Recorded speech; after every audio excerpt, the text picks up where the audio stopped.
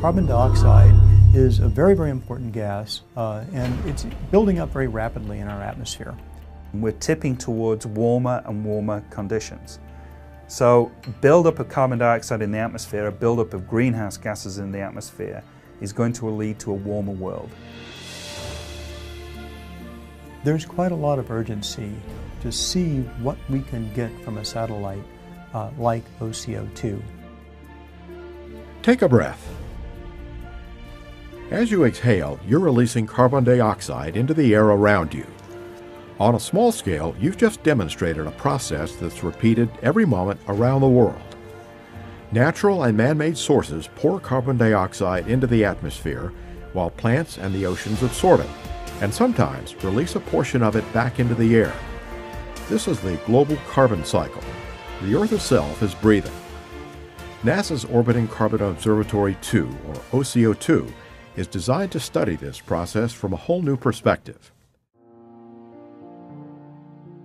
OCO-2 is based on the original Orbiting Carbon Observatory mission launched in February 2009. However, that mission ended before it even began, as a launch vehicle failure resulted in the loss of the satellite shortly after liftoff.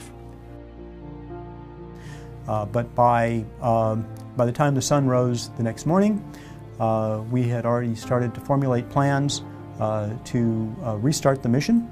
That turned out being a very long process. The restart became OCO-2, which is nearly identical to the lost OCO satellite. The body of the spacecraft, called the bus, is a hexagon-shaped cylinder measuring about 3 by 6.5 feet. A pair of 10-foot-long solar array wings generate power for OCO-2's systems.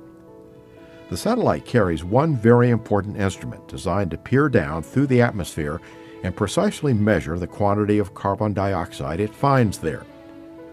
CO2 is a colorless, odorless gas that's formed when one carbon molecule binds to 2 oxygen molecules. It's a greenhouse gas, meaning it absorbs and then traps radiation that's reflected from the Earth's surface. The mission's scientific instrument features a trio of high-resolution spectrometers that will break this reflected light into its component colors. So you can literally measure the brightness of the light in these colors that carbon dioxide absorbs, and to count the number of molecules throughout the atmospheric column from the top to the bottom. Earth's plants and oceans absorb carbon dioxide and also emit it back into the atmosphere. This give and take is a natural process and has taken place as long as there's been life on the planet. But that balance began to shift with the dawn of the Industrial Age. That's when human activities began to pump more and more carbon dioxide into the atmosphere, an increase of about 40%. But the amazing thing is that half of that buildup has occurred since 1980. And 1/4 of that buildup has happened since 2001. So the rates of buildup of carbon dioxide in our atmosphere, mainly from burning fossil fuels and other human activities, is growing faster and faster as time goes on. From its vantage point in orbit, OCO-2 will be able to track Earth's atmospheric carbon dioxide around the globe about twice a month through every season for at least 2 years. Although humans have been adding significant amounts of carbon dioxide to the atmosphere over the past 2 centuries, it also appears that the Earth's plants and oceans have been absorbing more than usual. Where this additional carbon dioxide is going is one of the big mysteries scientists hope to solve with OCO-2. As the chlorophyll in plants absorbs sunlight and carbon dioxide to create carbohydrates through photosynthesis, they re-emit small fractions of this energy as fluorescence. The instrument on board OCO-2 will be able to detect this chlorophyll fluorescence, allowing scientists to see where plants are actively growing and whether there's a response in atmospheric CO2. And the two in combination, carbon dioxide in the atmosphere and an indicator of how effective plants are in taking CO2 out of the atmosphere, it's just an impossibly brilliant combination from a science point of view. OCO-2 will circle Earth every 99 minutes. As it sweeps from south to north across the sunlit hemisphere, it will pass overhead around 1:30 in the afternoon local time. After about a 16-day period, the Earth rotates under the satellite such that we're back on exactly the same ground track. We get an opportunity to map out the whole Earth a couple of times a month. But first, OCO-2 has to get into the right place in Earth orbit. The spacecraft will get its boost into orbit from a Delta II rocket, a reliable vehicle with a workhorse reputation. NASA's Launch Services Program ensures the spacecraft and rocket are ready to fly and manages the countdown and liftoff, working in tandem with rocket provider United Launch Alliance.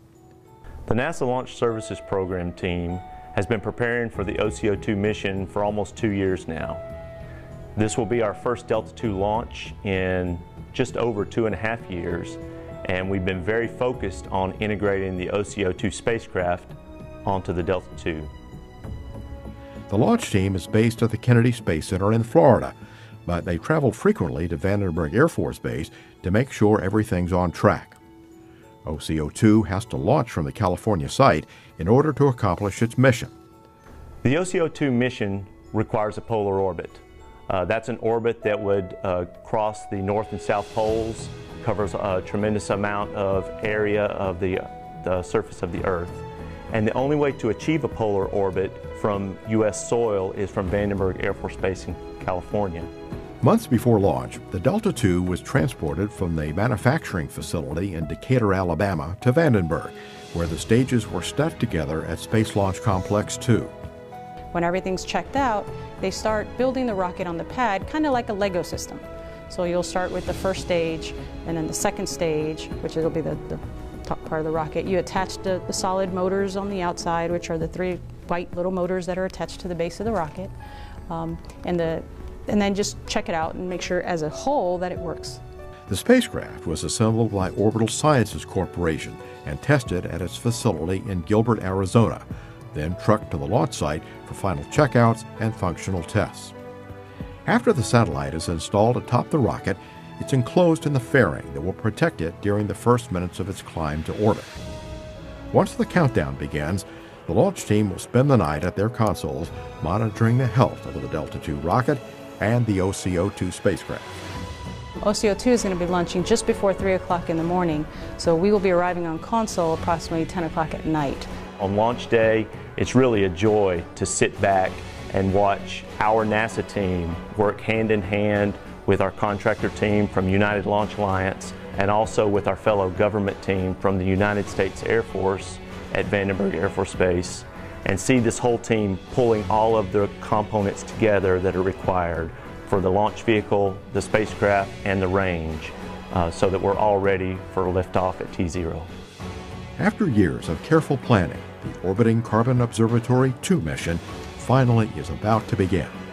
This is the most exciting period of any project lifecycle. You're counting down the days ready to get for launch, and then hopefully, if everything goes successfully, you start seeing that data come back and all the work, which is many, many years of work, come to fruition. But if you look at the big scheme of where we are in understanding climate change, the impact of increasing greenhouse gases in the atmosphere, this is really important. So we're expecting it to give us a real breakthrough and a real step forward.